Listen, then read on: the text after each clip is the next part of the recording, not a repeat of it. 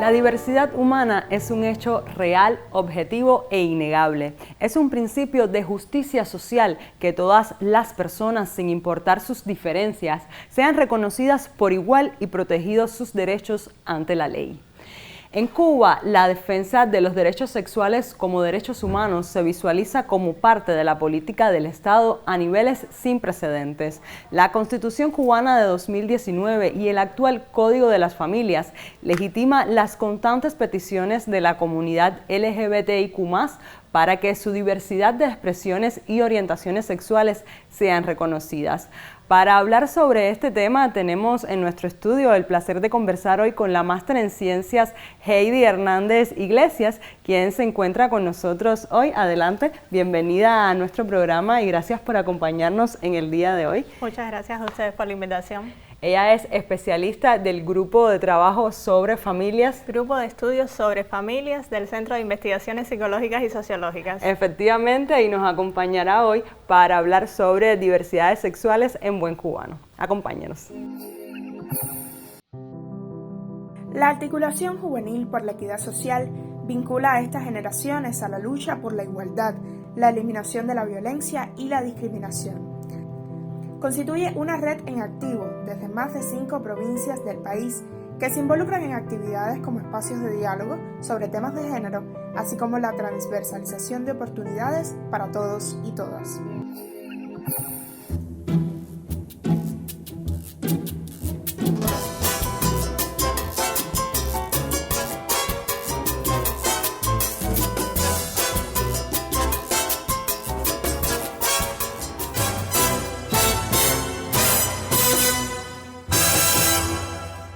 Muchísimas gracias nuevamente por aceptar nuestra invitación y comenzamos ya a hablar sobre la diversidad sexual, que es una realidad humana. Todas las personas integran este amplio mundo donde la elección de la pareja sexual es una elección de cada cual, pero vamos a ir con las definiciones. ¿Qué significa realmente diversidad sexual? Bueno, cuando hablamos de diversidad sexual hacemos referencia a todas las posibilidades que tienen las personas de asumir, de expresar su identidad desde el punto de vista sexual. De las expresiones, las preferencias, las orientaciones desde el punto de vista sexual que quieran asumir independientemente de la cultura, de la identidad de la persona como sujeto individual como tal. Y muchas veces en los imaginarios populares las personas definen sexo y género como sinónimos, cuando realmente en las investigaciones sociales sexo y género pues se definen como categorías diferentes. ¿Cuáles son las definiciones exactas de estas dos categorías? Es muy simple. Cuando hablamos de sexo, estamos hablando de los atributos biológicos y fisiológicos que determinan el hecho de ser hombre o mujer. Es decir, la diferencia que existe entre un hombre y una mujer, además de los aspectos físicos, está por los órganos reproductores, por algunos aspectos de la vida de la mujer, como puede ser la menstruación, que es un aspecto fisiológico que se da muy naturalmente. Cuando hablamos de lo que en la categoría de sexo nos referimos a eso, solamente a lo biológico y lo fisiológico. En cuanto al género, como ya decías, es una construcción social que viene aprendida desde las ciencias sociales y que tiene que ver cómo las personas asumen esa actitud ante la vida, en los roles sociales que han estado preestablecidos desde las diferentes culturas. Es decir, lo que se condiciona para ser mujer o las características que socialmente se le han atribuido a una mujer. Por ejemplo, en relación con el tema de las tareas domésticas, uno de los más clásicos que se pone como para ejemplificar esta situación, y el cuidado. Se dice que en las mujeres tenemos las condiciones naturales para asumir el cuidado y las labores domésticas. Y no es siempre así. Los hombres también, en su cuota de corresponsabilidad en el entorno familiar, están dotados biológica y psicológicamente para asumir esas actividades. Esos son estereotipos también que crean las personas en cuanto a estos estereotipos de géneros que socialmente se construye diariamente en la familia y en la sociedad, ¿no? Y que son aprendidas, instauradas a lo largo del tiempo, pero que pueden ser cambiables, porque a veces decimos, hay oficios determinados que son para hombres, por ejemplo, los trabajos de construcción, la carpintería, cosas así, que son muy muy propias de los hombres porque son trabajos más rudos, necesitan unas condiciones físicas determinadas. Sin embargo, la práctica histórica ha demostrado que las mujeres también pueden desempeñarse en esas funciones. El ser mujer, en la categoría de lo femenino, asumir como el hecho de ser mujer, ser femenina, no incluye solo el desarrollo en el ámbito dentro del hogar, porque históricamente nos han condicionado el hecho de ser mujeres, estar dentro de la casa, al cuidado de los hijos, la atención del hogar, y cuando salimos al espacio exterior, fuera de los marcos de la casa, nos damos cuenta que podemos realizar diversas actividades al igual que los hombres, y para nada se condiciona nuestra condición de ser mujeres o de ser femeninas, la fragilidad, la sencillez, la delicadeza que siempre se nos ha tildado al hecho de ser mujeres. Es importante aclarar estos términos para volver al tema de la diversidad sexual.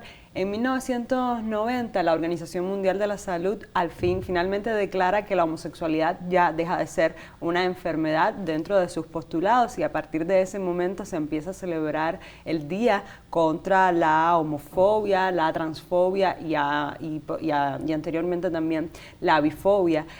¿Qué significa esta fecha para Cuba cuando en nuestra historia también hubo un momento de grave marginación a esas diversidades sexuales diferentes? En el caso de Cuba, llegó un poco tarde, por decirlo así, la celebración de esta fecha, porque ya en el mundo, ya como decías, en la década de los 90, ya se hacía referencia a celebrar el Día de la Diversidad Sexual. En el caso de Cuba llega sobre los 2000.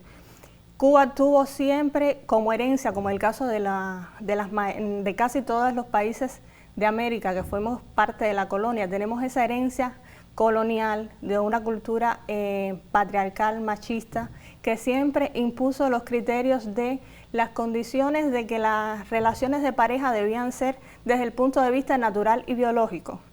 Se unen un hombre y una mujer para la reproducción como tal, y se unen otras personas por libre y voluntaria deseo de seguir adelante, de hacer una vida en pareja. En el caso de Cuba, formamos parte de esa herencia que tuvo en la conquista y la colonización un patrón establecido con la Iglesia Católica como principal doctrina o dogma que estableció cómo debían ser las relaciones.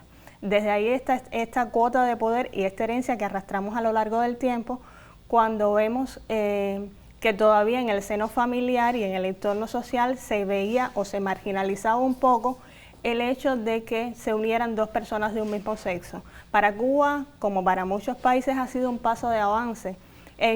Lo manifestamos y se ratificó con el Código de Familia, aun cuando existieron detractores y personas que también estuvieron a favor, porque tenemos la libertad desde el punto de vista constitucional como un derecho de elegir con quién deseamos formar parte de nuestra familia, qué queremos hacer con nuestra vida y cómo deseamos perpetuar nuestra identidad desde el punto de vista sexual y desde el punto de vista familiar. Profesora, yo le propongo hacer una primera pausa en buen cubano sobre el debate. Cuando retornemos, seguiremos hablando sobre diversidades sexuales en Cuba y los retos que tiene nuestro país.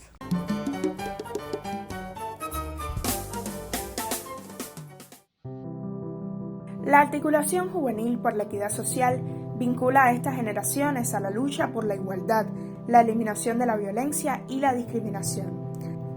Constituye una red en activo desde más de 5 provincias del país que se involucran en actividades como espacios de diálogo sobre temas de género, así como la transversalización de oportunidades para todos y todas. Considero que el proyecto de la Articulación Juvenil se alimenta principalmente de alianzas entre jóvenes que tengan diversidad sexual, debido a que, estamos viviendo en una sociedad donde aún le falta mucho camino por recorrer para desarraigar ese sistema patriarcal, ese sistema machista, donde todo lo que sea fuera de lo heteronormativo es condenado, es mal visto. Estamos viviendo una sociedad de estereotipos, o sea, hay estereotipos de género donde hay actividades destinadas a hombres, hay actividades destinadas a mujeres, y también hay diferentes estereotipos destinados a las personas que sean diversas en el ámbito en cuanto a la orientación sexual fuera de la heteronormatividad. Sus diálogos y experiencias también son compartidos a través de canales en redes sociales, cuyos gestores se encuentran desde diferentes territorios, aportando contenidos diversos a redes como Facebook, Telegram, o Twitter, e involucrándose en campañas por la no violencia y la discriminación como Evoluciona o Mídete, esta última desde UNICEF, con un llamado a la eliminación de estos males en la sociedad joven y adolescente de nuestro país. Creo que la alianza entre jóvenes dentro del proyecto de la articulación juvenil es clave para poder realizar las diferentes actividades en cada una de las comunidades, escuelas y actividades sociales que realiza el proyecto. Creo que es una alianza muy importante. La Articulación Juvenil por la Equidad Social busca dotar a jóvenes diversos en ámbitos de estudio y trabajo de capacidades para sortear y alertar sobre los posibles obstáculos a los que se puedan enfrentar en sus radios de acción. Promovida por el Centro Oscar Arnulfo Romero, la articulación busca establecer alianzas y conexiones entre múltiples instituciones y proyectos, así como con jóvenes de distintas carreras y sectores sociales. Una de las premisas de la articulación juvenil es garantizar el intercambio en espacios públicos, pues ofrece un diálogo de joven a joven más rico y con la posibilidad de interacción real con metodologías o herramientas para mirar el mundo con los espejuelos de género. De acuerdo con sus promotores, la articulación juvenil se define como un espacio de trabajo común, de socialización y activismo con y para los jóvenes, que contribuye a transformar la realidad social cubana. Elena Godínez Salmau en Buen Cubano.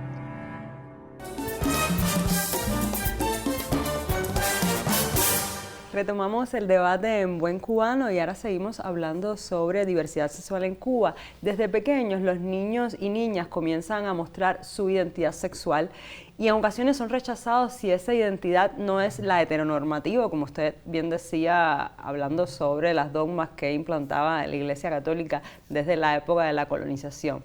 Pero desde las familias y las escuelas, ¿cómo se debe trabajar en una educación sexual integral para evitar estas manifestaciones de fobias y otras violencias psicológicas e incluso físicas que a veces sufren los niños? Bueno, el trabajo, familia y escuela es una relación que siempre debe estar unida. Sabemos que la casa, la familia como tal, es donde el niño aprende los primeros conceptos, las primeras conductas ante la vida. Y si en el seno del hogar, mamá, papá o otros miembros del entorno familiar manifiestan posturas de rechazo, de crítica hacia las personas que no poseen una conducta heteronormativa, como está establecido para muchos desde la herencia cultural, siempre tenemos que ver el tema de la diversidad sexual, traerlo, hablarlo desde las historias particulares y las vivencias familiares. Los niños sí van a tender a reproducir esto en el seno del hogar y también en la escuela, al enfrentarse con otros niños que tienen características o condiciones diferentes a donde se desarrollan. También en la interacción que hacen desde el punto de vista social. Es por ello que tanto familia como escuela deben estar unidos. La escuela debe servir de apoyo en la formación de valores, la formación en valores que se viene desde la casa. Si en la casa ese eslabón está perdido, la escuela debe potenciar desde el trabajo que hace, no solo con los niños, sino también con los padres. En las escuelas de padres debe potenciar ese respeto, esa educación hacia la diversidad, el aceptar al otro. Siempre debemos aceptar a los demás independientemente de la orientación sexual que tenga, como es el tema que estamos tomando como referencia a continuación, pero en este espacio, pero en todos los sentidos deben los niños desde pequeños, desde la idea del papá, desde la imitación de las conductas de los padres, deben siempre tomar como patrón al seguir el respeto en todos los sentidos. ¿Qué consecuencias pueden traer para los niños y las niñas este bullying que a veces se le hace por ser diferentes ante los ojos de la sociedad? Bueno, consecuencias pueden traer varias. Puede llegar hasta el punto de vista de la depresión, en algunos casos sentirse rechazados y marginados, porque a veces en el seno del hogar no encuentran todas las condiciones necesarias, aun cuando en el caso cubano están establecidos los preceptos desde la Constitución y en el actual Código de Familia de los derechos que tienen los niños y las niñas de recibir ese apoyo, ese amparo, ese cuidado, de esa comunicación dialógica que debe existir, que no se sientan reprimidos, que no se sientan abandonados o me siento como el que soy diferente y por eso los demás me rechazan, entonces actúo en consecuencia con una violencia y no manifiesto realmente lo que soy porque quiero cumplir con los patrones que me están estableciendo, porque en casa puede que me exijan mucho y me digan tienes que ser o mantener una actitud determinada, o como siempre, generalmente en muchos casos a los niños pequeños le dicen a los varones, ¿cuántas novias tienes? Desde que estás pequeño le estás incentivando una identidad, una orientación sexual que puede, la que sea, la que ellos no asumen o la que ellos no se sientan identificados.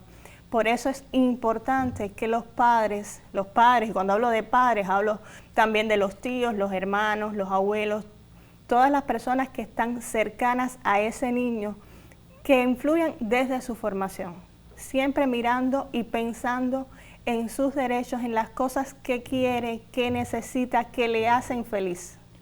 Estas afectaciones psicológicas muchas veces pueden llegar incluso hasta pensamientos suicidas.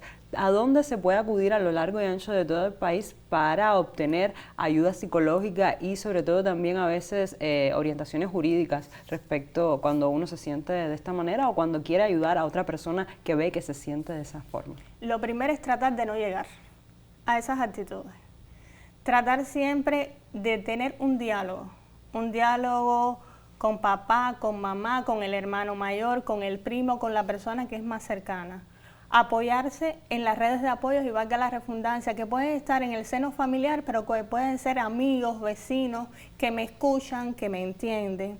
Y cuando estos elementos no son ya posibles y en la escuela no encuentro ese espacio con el profesor guía o con ese profesor que me acompaña, que me escucha, que se preocupa por el desarrollo no solo educacional y formativo o académico de los niños, de los adolescentes, las familias pueden dirigirse a las casas de orientación a la familia de la mujer que existen a lo largo y ancho del país, que cuentan con especialistas, con equipos multidisciplinarios especializados para tratar estos temas, y le van a brindar la ayuda psicológica, la ayuda jurídica, para evitar que se conviertan en problemas que atañen el desarrollo del pequeño o del adolescente, y que en algunos casos esas actitudes de represión se conviertan en delictivas y yo actúe violentamente, incluso lacerando la vida de otra persona, y llegue a un tribunal de menores por ser violento con otra persona por tener una orientación sexual diferente. Estas brechas de exclusión muchas veces ocasionan también brechas socioeconómicas, pero sobre esto vamos a hablar luego de la pausa, porque usted recuerde que si quiere compartir con nosotros sobre el tema o proponer nuevos temas, lo puede hacer a través de nuestras redes sociales y también desde nuestro correo electrónico en buencubano@icrt.cu. Cuando volvamos seguimos hablando de brechas en nuestro país y sobre diversidades sexuales.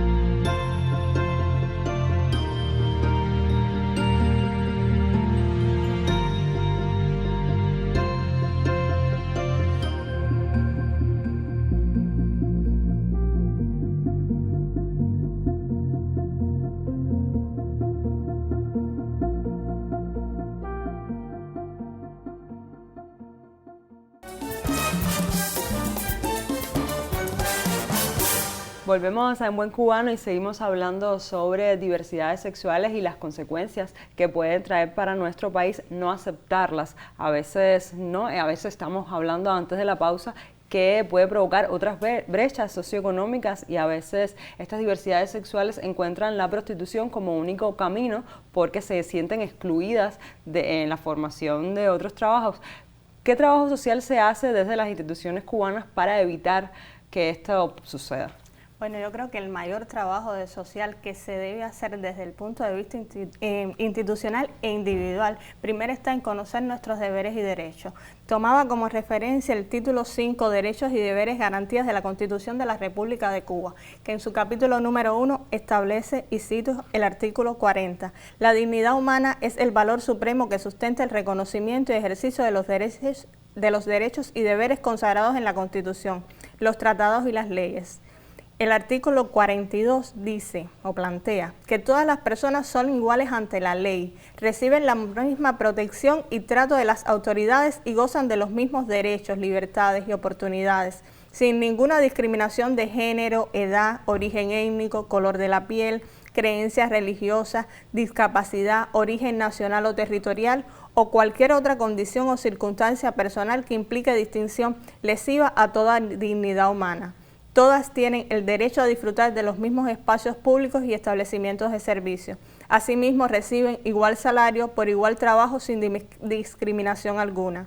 La violación del principio de igualdad está proscrita y es sancionada por la ley. Así que recomiendo a todas las personas que en algún momento han sido marginadas o se han sentido excluidas cuando van a buscar algún tipo de trabajo y los miran por su orientación sexual, que se apoyen en la Constitución de la República de Cuba y toman este elemento como carta y como bandera que le abre puertas. Y las instituciones cubanas, usted también me estaba comentando que durante las jornadas contra la homofobia, la transfobia y la bifobia juegan un papel fundamental de concientización y de hacer trabajos sociales también. ¿Cuáles son algunos de esos trabajos sociales y cómo hacen las instituciones cubanas para apoyar a las personas diversas? Bueno, en el caso de las jornadas contra la homofobia y la transfobia ha sido un espacio para socializar, para salir a las calles y abrir el espectro y la mente, por llamarlo de alguna forma, de las personas que vean que no son tan diferentes, que lo que una orientación sexual no determina hasta qué punto dos personas pueden interrelacionar.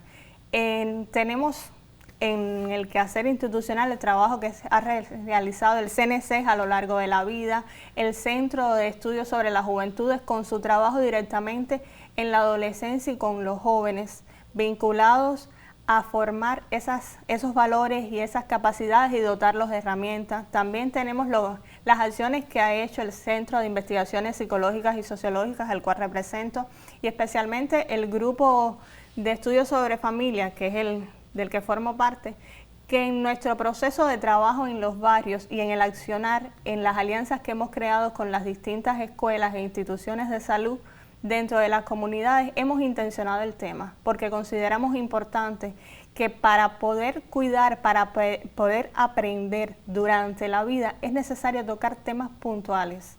En el caso del Grupo de Estudios sobre Familia, hemos estado trabajando en comunidades como el caso del Fanguito, el barrio El Fanguito, uno de los barrios en transformación, considerado entre los barrios vulnerables dentro de la capital, y las alianzas que hemos creado con los centros educacionales, tanto primarios como secundarios, que se insertan en esta circunscripción, en este espacio físico territorial.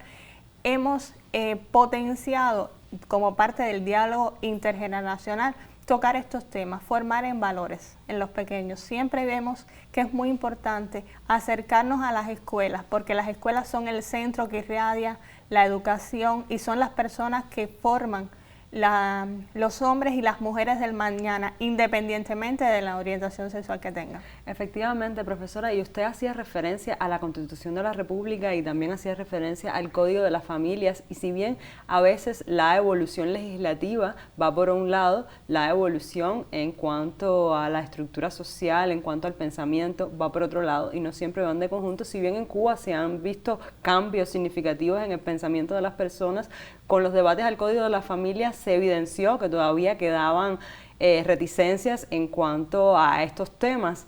¿Qué usted le diría a esas personas que hoy día todavía irrespetan el derecho del otro de elegir con quién quiere formar su vida? Les diría algo muy simple. Aprendan a aceptar la diversidad. Todo está ahí. En algún momento la vida nos pone a prueba y nos demuestra que quizás esa persona que hoy discrimina es la persona que te tiende la mano y que te ayuda. Acéptalo, es un ser humano como tú.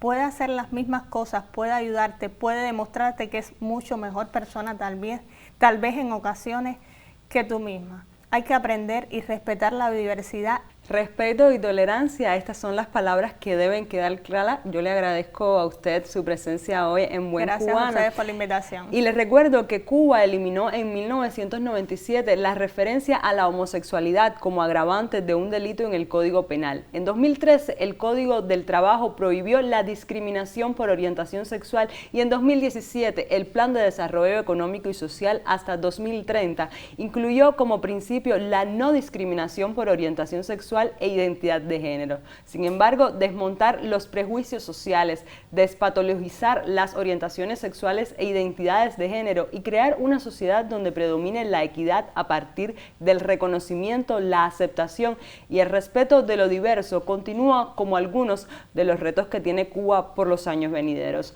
Nosotros nos vemos la próxima semana para seguir debatiendo la vida cotidiana de este país en Buen Cubano.